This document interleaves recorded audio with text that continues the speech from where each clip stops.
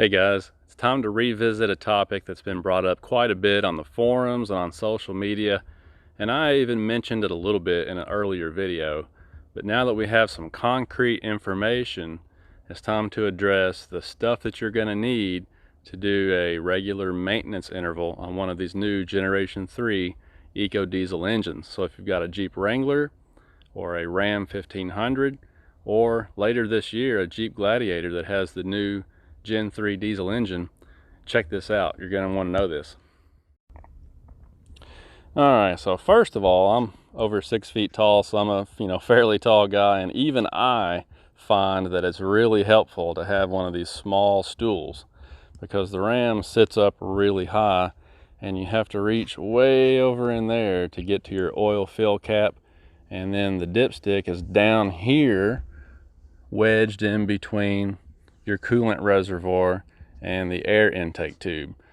So unless you're like Shaquille O'Neal, you're probably going to want a little stool to reach over in there. Now, I've only got 1,800 miles on this particular truck, and I hate these dipsticks right here, the ones that have the little bubble on the end, little bead. They're really difficult to read. I hate this kind. I might see if I can retrofit the old-fashioned kind in there, but anyhow, I've got about 1,800 miles on this truck and it was already low on oil, so I'm glad that I checked it. Make sure you keep an eye on your oil level. Now the manual says that this thing takes 8.5 quarts, and I haven't done a full change on it yet, so I can't confirm that just yet. But make sure you do check your oil level, and don't wait too long after you get your new diesel. All right, the next topic is oil. So the Generation 3 EcoDiesel does not use the same oil that the Gen 2 engine did. They had a 5W30 European vehicle spec for a while, from what I understand. Then they switched to a Shell Rotella. Well, now the new Gen 3 engine is using a 5W40 European vehicle oil. And there's a very specific Chrysler spec. It's MS12991, I think. It should be in your manual. But there's not very many oils out there that meet that criteria. There's maybe a half dozen or so. I found that this one right here is the least expensive of the ones that do.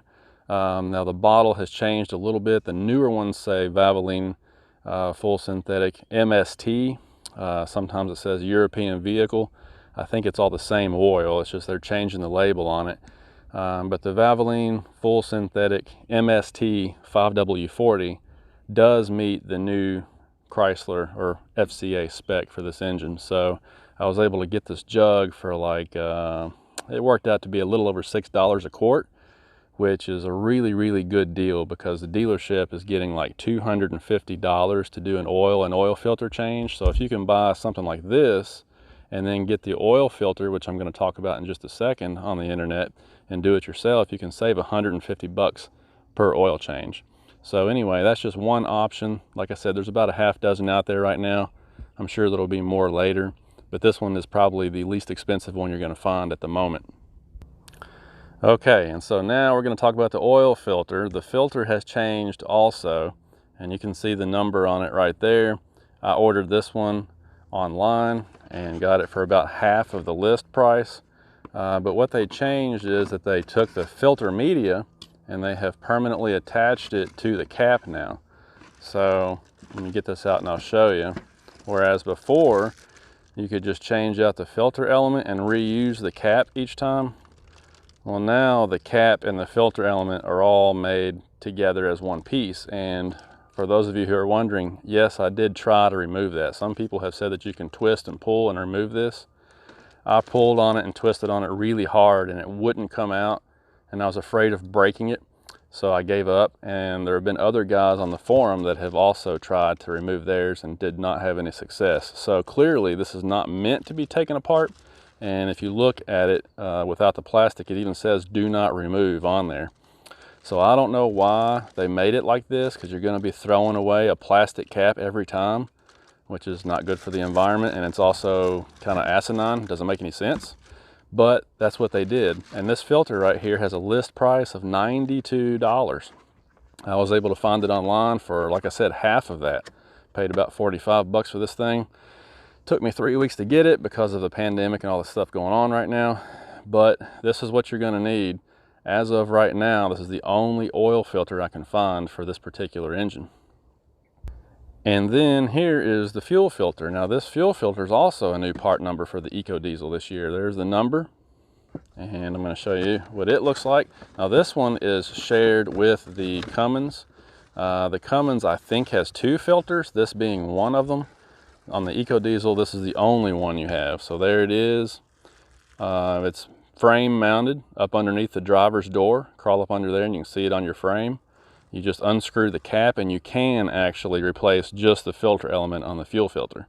So you can reuse your cap and housing each time and just change the filter element on this one, which is good. And this one sells right now online for around 40 bucks or so.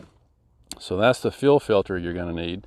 And the manual says to change this every other oil change. So figure roughly every 15,000 miles or so, you're going to have to swap that out. Excuse me. So, you know, when you start adding this stuff up, you know, all the oil that you need, the filters, you can see that it's considerably more expensive to do just basic maintenance on this new engine. But, you know, that's part of it. Now, there's been some talk about the cross member being in the way, and it's not really in the way. You've got a couple of inches there, but also the plug is it's not over the middle of the cross member, it's kind of over the outside edge of it. So if the truck was on any incline at all, I think the oil would actually come down this side of the cross member. It would make a little bit of a mess, but it wouldn't be too bad. You could very easily put a small piece of cardboard or something in there and drain the oil right into your pan. And like I said, there's a couple of inches there, so it's not going to be a big deal at all. No need to remove this cross member at all. Now what I'm going to do is put a Fumoto valve in here the very first time I do an oil change on this. I'm going to go ahead and put a Fumoto quick change valve in there with a nipple on it. So from now on I can just put a hose on there, flip the lever, and drain it all out with zero mess. But I just wanted to show you that because there's been some guys ask about that too. And the answer is no, it's not a clearance issue. It's not going to be a problem at all. So yeah, I strongly encourage you guys to get online, do some shopping on the internet, and try to find some of these parts and do it yourself. Apparently, if you live in the state of Texas, they have a program going on down there where you get 4 oil and filter changes, at least for a huge discount, if not for free. So if you live down in Texas, take advantage of that. But elsewhere, you're going to want to do this so you can save a ton of money, because like I said, I've called 2 different dealerships in central Kentucky. They both quoted me $250 to do an oil and oil filter change on this engine, and I figure I can do all this stuff myself for about 100 bucks. So that's a savings of over half each time. So definitely want to make sure that you do that. And the other thing about it is, if you do it yourself, you can make sure you know that you're doing it right, you feel good about it, you know what was done to the truck because you're the one that did it, right? Basic maintenance is fun anyway. It never hurts to get your hands a little dirty. So the next thing I'm going to do, just FYI, the next video you see probably is going to have something to do with wheels and tires, because I did go ahead and pick up some new wheels and new tires. A company called DX4 has a brand new wheel out called the Recon. I picked up a set of those. I don't know anybody who has them. I haven't seen any reviews online yet, so it's something different, something new. I'm going to do a review on those and show you what they look like, and I'm going to get some 33 1250 tires to put on them just to kind of fill out the wheel wells a little bit more. I don't want to go with anything huge, but I do want to fill it out a little bit more, make it look a little nicer. So that should be coming up pretty soon. Hey there, Dixie. Where have you been? You been on an adventure? You look tired. That dog is almost 16 years old, so I guess she has the right to be tired. And one other thing that I'm working on, this intake pipe here has a neck down right there. It goes from a larger diameter down to a smaller one, and if you take it out and look at it, there's actually a sound baffle in there too. So it's just a little bit restrictive, and it cuts down on the noise and everything. And anytime you reduce noise, you're also adding a restriction. That's the whole point. So unfortunately, it's one of those situations where the factory is going for NVH concerns rather than pure airflow concerns. I would rather have more airflow and more turbo noise.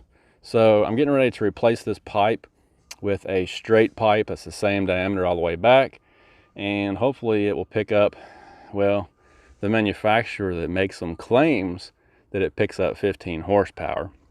Now, I don't have a dyno, so I don't have any way to prove that, but supposedly they dyno tested it and it picks up 15 horsepower just from changing out this intake tube. And they say you do get some more cool turbo noise. So going to be working on that pretty soon too. That's a much cheaper alternative to going with a full-blown cold air intake kit. Because the thing about these trucks is that they basically come with cold air intake kits on them. Here's obviously your air box, and if you look closely, the snorkel goes forward and it goes up into the grill area. I know you can't really see it on the camera right here, but basically it's drawing from inside the grill, and I'm not really going to be able to see it from this angle either, unfortunately. But the point is, it's pulling cool air from, up in front of the radiator while you're going down the road. So, I mean, that's as cool as the air is going to get. And if you take this thing off, you'll see you've got a huge opening right there that goes right into the filter. So I don't see any way that an aftermarket kit is going to have any better airflow or any cooler air charge coming into it than the factory setup right here. And this factory setup seals off well, so it keeps dust and water out. So I don't see any reason to replace this or change this. Plus it has a nice provision on there for your MAF sensor, which you don't want to get rid of. So I think that just replacing this tube is the way to go. And whenever that thing shows up in the mail, I'll give you a look at it. But for now, I'm going to sign off, guys. I just wanted to show you the oil change kit and the things you're going to need to do service on this engine. Hopefully, this thing will prove to be a really good engine for a long, long time. I'm going to keep really good service records on it. You know, these have a 100,000 mile warranty, but you got to keep up with your maintenance, guys. So there you go. Thanks for watching. As always, going to go enjoy the beautiful day now. You guys take care. Bye-bye.